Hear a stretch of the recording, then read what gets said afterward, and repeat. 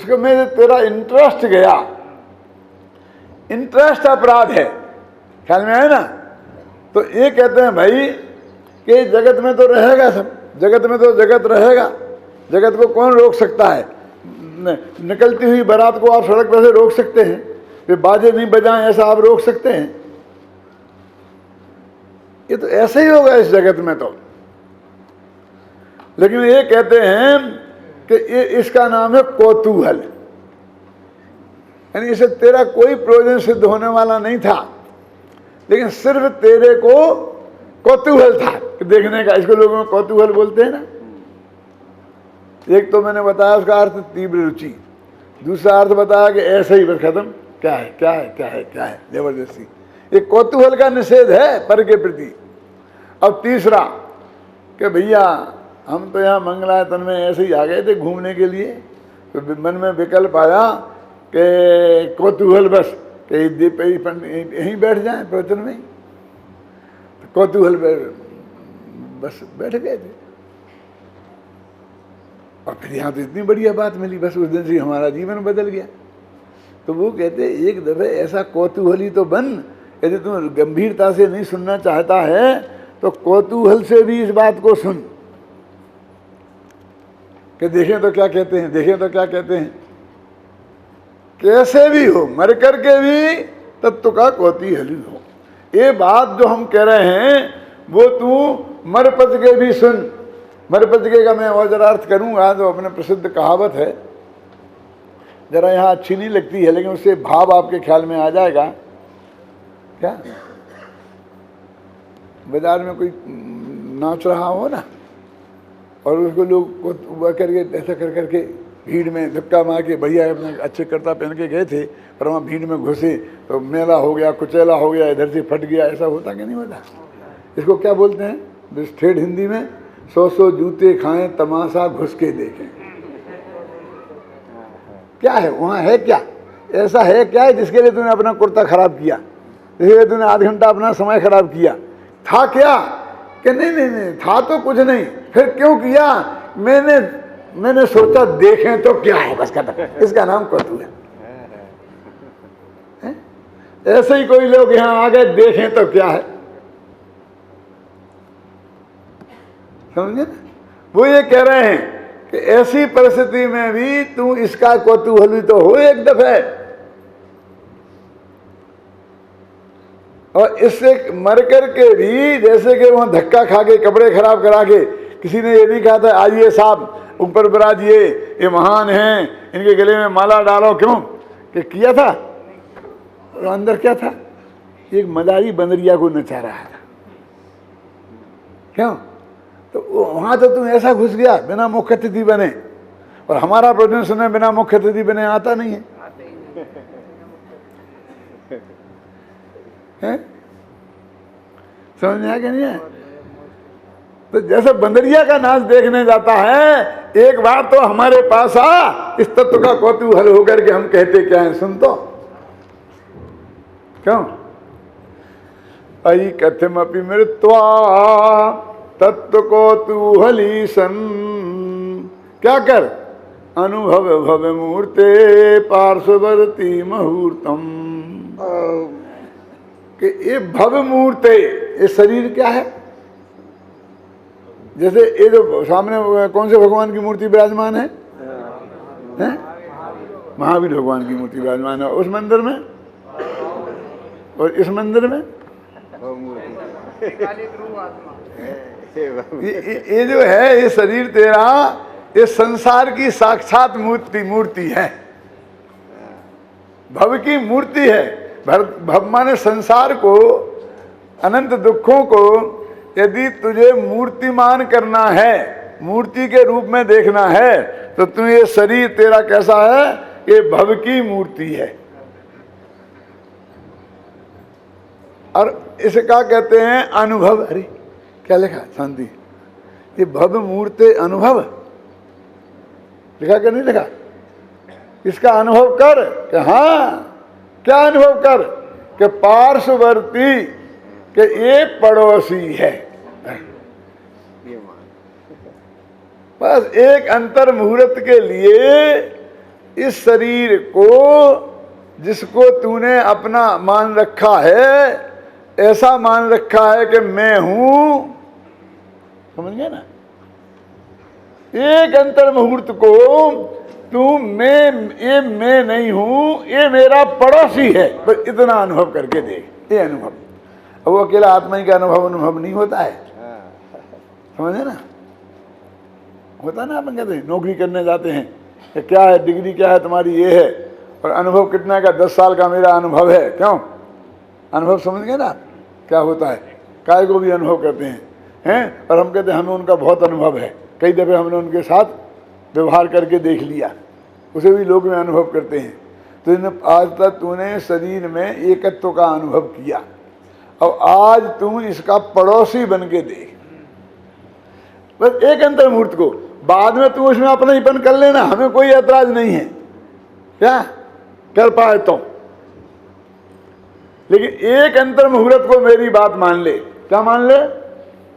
कि इस शरीर को का पड़ोसी बन के देख तू, कि मैं, ये शरीर है मेरा पड़ोसी है, ये शरीर मैं नहीं हूं, मेरा नहीं है, लेकिन मैं इसका पड़ोसी हूं और ये मेरा पड़ोसी है। पड़ोसी तो आप समझते हैं क्या होता है।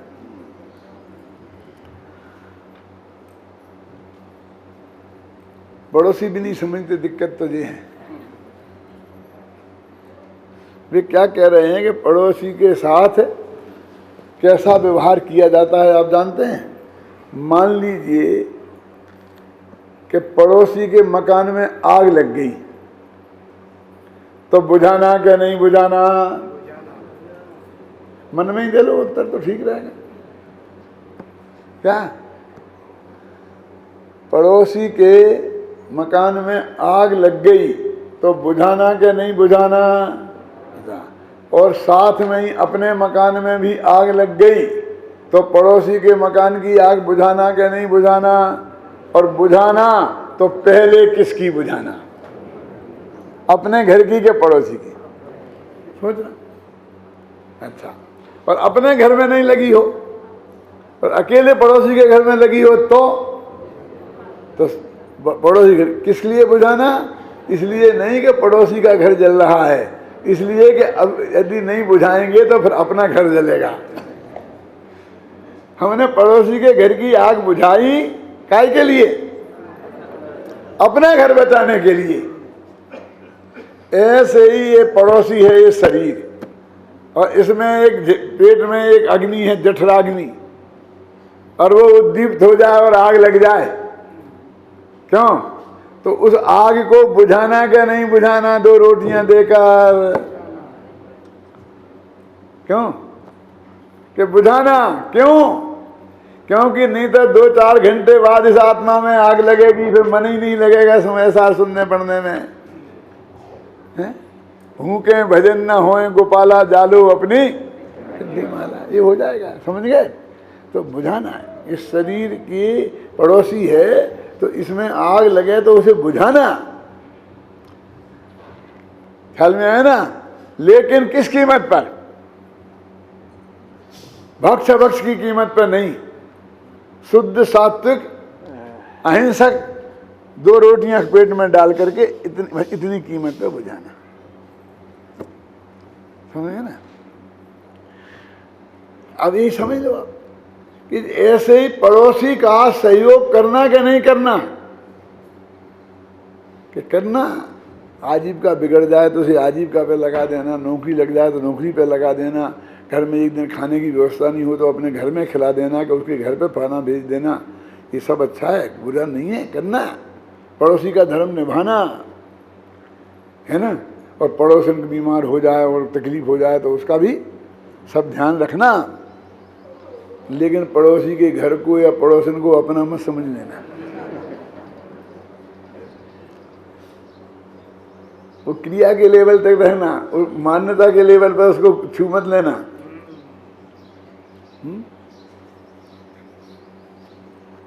तो ये शरीर पड़ोसी है, इसके सारी सुविधा जुटा देना जिंदा रहने लायक, लेकिन इसको समझेंगे ना, अपना मानकर अपना अनंत कल्याण नहीं करना।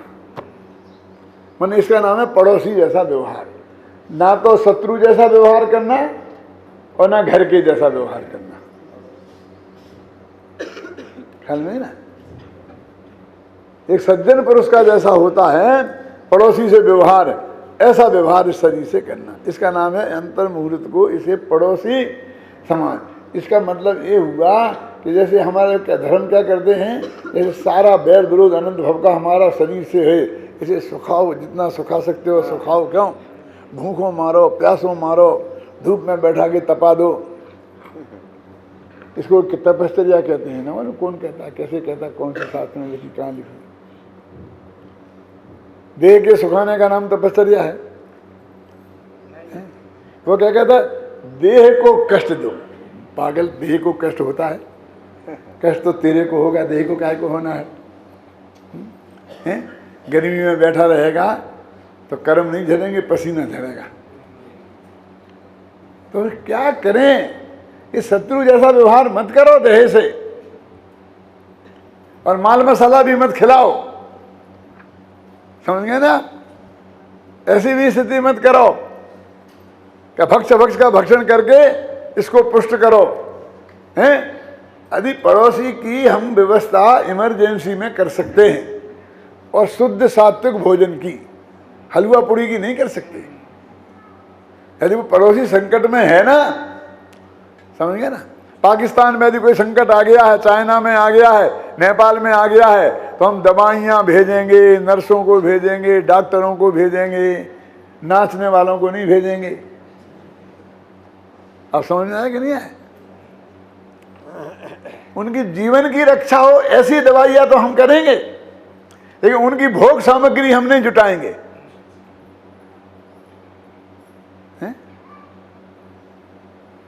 इस पढ़ो किसी की भोग सामग्री मत जुटाओ और इसे मर भी जाने मत दो। क्यों?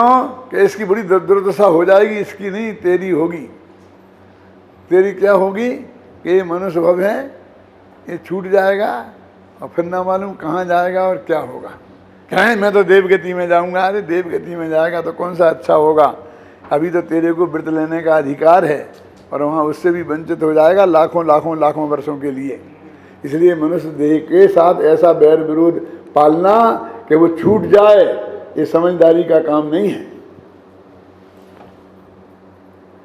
प्रवचन साल में ये लिखा है चरणांजलि चूलिका में।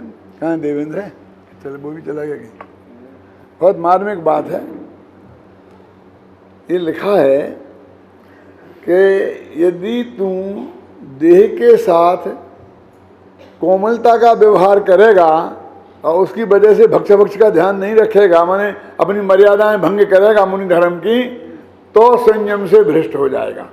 माने अब मृदु आचरण आचरेगा तो संयम से भ्रष्ट हो जाएगा, और अति कठोर आचरण आचरेगा तो संयम से भ्रष्ट हो जाएगा। क्या लिखा?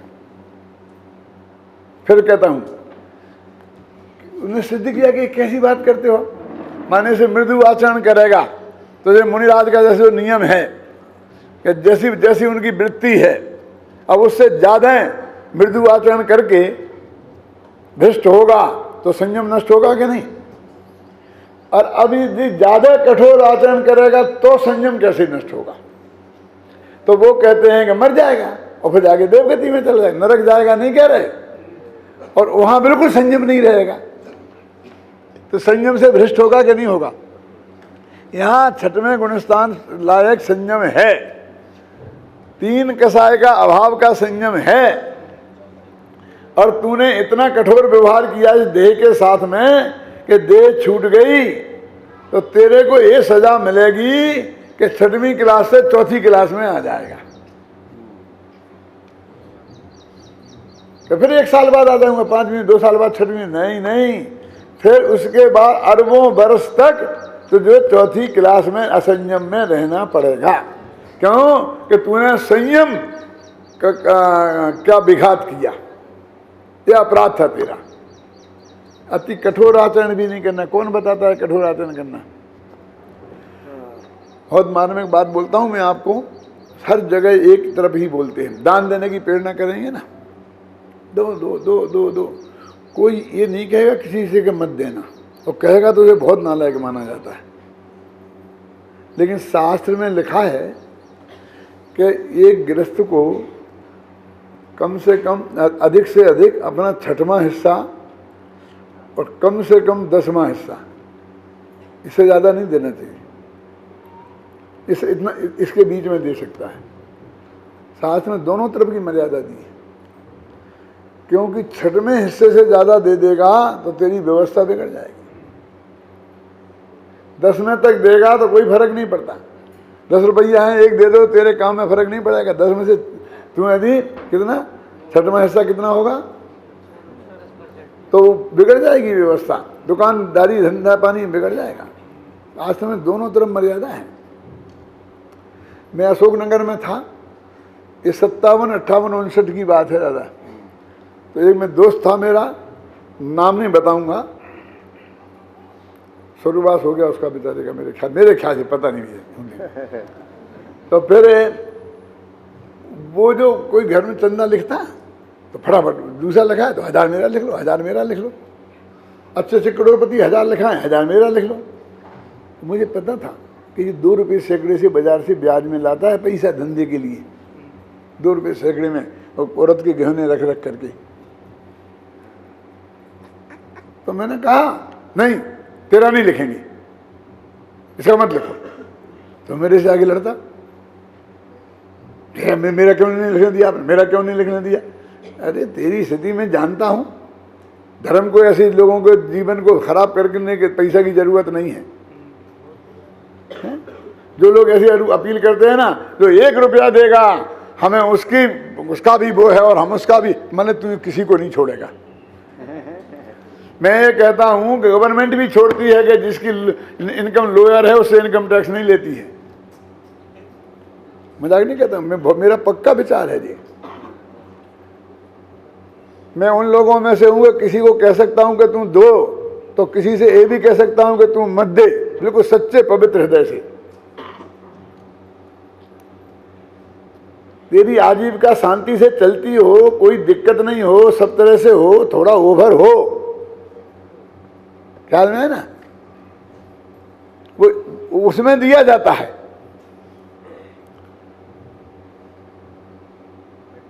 समझे?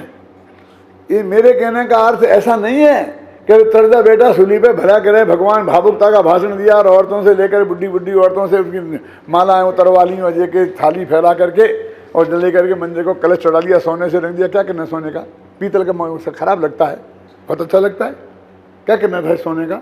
उस माता के गले में से तूने जंजीर क्यों उतरवाई। अब बुढ़ापे में जंजीर क्या अच्छी लगती तुम्हें पता नहीं, बुढ़ापे में जंजीर अच्छी लगती है कि नहीं। अरे बुढ़ापे में ही महिलाओं को सबसे ज़्यादा सोना पहनना चाहिए, घबराना नहीं। क्यों कि बैंक में रख देगा तो बैंक में खुलाएगा कौन, बेटे को दे देगा तो देगा कौन, बहू बदल जाएगी, आंख बदल देगी तो बेटी को दे दो, आंख बदल देगी तो क्या करे, बुढ़ापे में काम आएगी। कुछ अपने पास रखो, मंदिर को जरूरत नहीं है तुम्हारी। फिर भीख मांगे थी फिर बाद में दे दे करके, है क्या उसके पास कोई कमाई है। जो कुछ भी है बचा होगा पति का दिया हुआ 1,50,000 रुपया, आज के जमाने में उसे उसके जीवन ही नहीं चलना है, उसको तुम सूली पे चढ़ा दिया है। मेरा बहुत पक्का विचार है जो मैं आपसे ये कह रहा हूं, और मैं किसी से भी किसी कीमत पे समझौता करने को तैयार नहीं हूं। इस पे सारी दुनिया भी मेरे विरुद्ध हो जाए तो शास्त्र की आज्ञा है। आप समझे ना, एक्स्ट्रा में होता है ना, वो आहार दान देगा ना, वो ज्ञान दान देगा ना।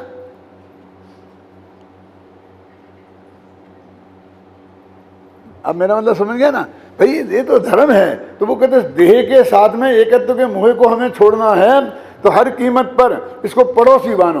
पड़ोसी को 2 बात मर्यादा रखना कि एक घर वाला नहीं समझ लेना, पड़ोसन को पत्नी नहीं समझ लेना, और पड़ोसन को शत्रु वेश्या नहीं समझ लेना, शत्रु नहीं समझ लेना कि उसकी तरफ निगाह करके देखो ही नहीं, मर जाए तो मर जाए, जिए तो जिए।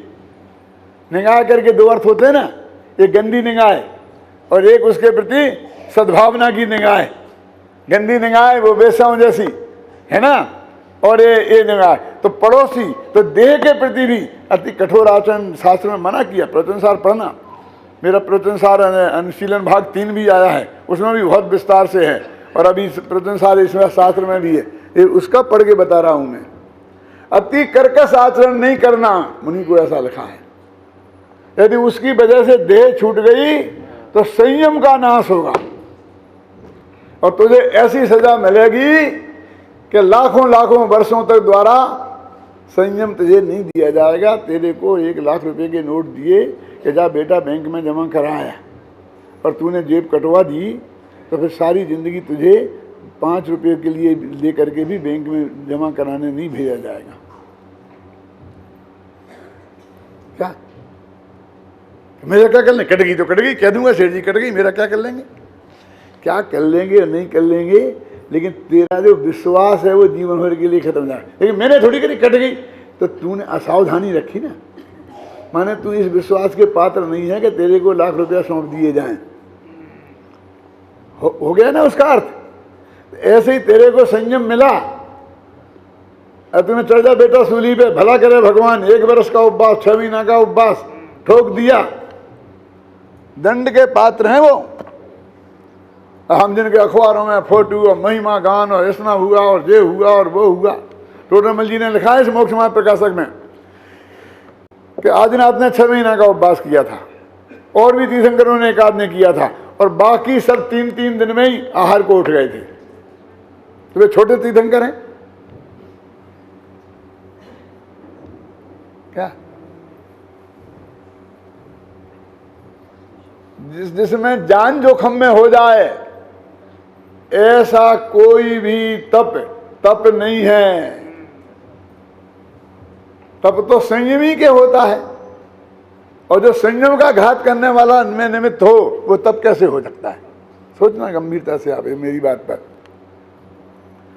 तो मैं आपसे कह रहा था, हम एक तरफ की मर्यादा ही बताते हैं दान में भी, दूसरी तरफ की मर्यादा नहीं बताते। किनको देना चाहिए सबको ये प्रेरणा देते हैं, किन्हीं को नहीं देना चाहिए ये भी शास्त्र में लिखा है, मैंने पढ़ा है। आज तक किसी पंडित ने और मुनि ने समझाया हो तो बताओ मुझे। ऐसे ही आचरण में इतने उपवास बहुत बढ़िया, इतना उपवास बहुत बढ़िया, इतना इसने 10 किए, इसने 12 किए, इसने 15 किए, इसने 1 किए, इसकी माला हाथी पे बैठा लो, मालाएं पहनाओ, काय को सूली पे चढ़ा रहे बेचारे को, क्या होता है?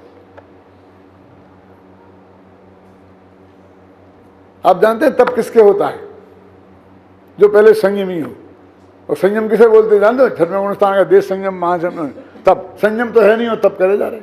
दूसरे दिन भक्ष भक्ष सब कुछ खा रहे हैं, और 8 दिन का भोजन छोड़ दिया बस। श्रृंगार हैं, टीवी देख रहे, जुआ खेल रहे, सब कर रहे हैं, बराबर है ना, और बस उपवास चल रहा है। तो इसलिए यहाँ ये कहते हैं अति कठोर आचरण भी। देह को पड़ोसी का समझा रहा हूं मैं। वो कह रहे देह में एकत्व भी छोड़ना और देह से बैर विरोध भी। गांधी जी राजनीति में यही कहते थे, अंग्रेज ने हम पर कब्जा कर रखा है, हमें हिंदुस्तान उनसे वापस लेना है, लेकिन उन्हें शत्रु नहीं बनाना है। क्यों कहते थे ना? और जब आजाद हो गए, हमने भगा दिया, तो भी दूतावास वहां कायम रखा ना, फिर भी दोस्ती बढ़ाई के नहीं, और उन्हें माल बेचा के नहीं, और माल उनसे खरीदा के नहीं खरीदा। क्यों? एक दिन भी उनसे बैर विरोध रखा। राजनीति में भाई ये सिद्धांत आता है, धर्म नीति में तो आने ही का। इस देह के साथ तुम्हें बैर विरोध करने के लिए हम नहीं कह रहे हैं, लेकिन एकत्व का मोह छोड़ने के लिए अवश्य कह रहे हैं। शेष चर्चा अपन कल करेंगे। नए संबंधी ही हैं। एक कुंद आचार्य अब नयों का स्वरूप समझाना चाहते हैं। देवसेनाचार्य ने नए चक्र जब लिखा तो उसकी शुरू की 4-5 पंक्तियों में स्पष्ट शब्दों में ये लिखा कि मैं यह नए चक्र आचार्य कुंद आदि आचार्यों की जो धारा है उसके अनुसार लिख रहा हूँ। जीवो देहो हवदि खलु एको नदु निश्चयेन जीवो देहो विकदापि एकट्ठो देह चेतन एक है यह वचन है व्यवहार का। जिसमें ये लिखा है कि व्यवहार नए से जीव और शरीर एक ही है। कौन कहता है समय सार में व्यवहार नए का कथन नहीं है? और कौन कहता है कि वो केवल ज्ञान वाला व्यवहार होगा? क्यों? और वो कहते हैं कि देह और आत्मा असदभूत व्यवहार नए से एक हैं, भिन्ना। और अटपटा लगेगा आपको। इसलिए जो वो स्तुति की है देह के आधार पर, वो स्तुति व्यवहार से सही है। इसका अर्थ ये हो गया कि यदि इस व्यवहार नए को हमने स्वीकार नहीं किया, ख्याल में है ना, तो ये सारा स्थिति साहित्य खत्म हो जाएगा। अभी मैं और भी बात करूंगा, लेकिन अभी तो स्तुति साहित्य की बात करता हूं। देखिए, इसी समय सार की 46वीं गाथा में लिखा है बिल्कुल इसी की बात, कि यदि शरीर और आत्मा का जो एक बंधन है, एक सुनिश्चित काल तक के लिए जितना आयु क्रम की स्थिति है, इसको जीव नहीं कहेंगे तो जैसे भस्म को मसल देने से हिंसा नहीं होती, वैसे ही कीड़ों को मसल देने से भी हिंसा नहीं होगी। 46वीं गाथा में लिखा। यानी वो ये नए का कितना महत्व है जैन दर्शन में, समझे ना? ये तो नीचे ही पंक्ति में कहेंगे, कोई चिंता की बात नहीं है, लेकिन पहले उसकी स्थापना तो हो। गुरुदेव श्री एक बात कहा करते थे कि जब अखाड़े में दो पहलवान लड़ते हैं तो दोनों को बराबरी पर खड़े रहते हैं, हाथ मिलाते हैं और बराबरी पर कुश्ती शुरू होती है। यदि कोई गिर जाए तो वो पहलवान उस पर फिर आक्रमण नहीं करता, अलग खड़ा रहता है और कहता है उठ। रेफरी उसे उठाता है। जब तक वे उठ के खड़ा हो नहीं होगा तब तक फिर दोबारा कुश्ती शुरू नहीं होगी।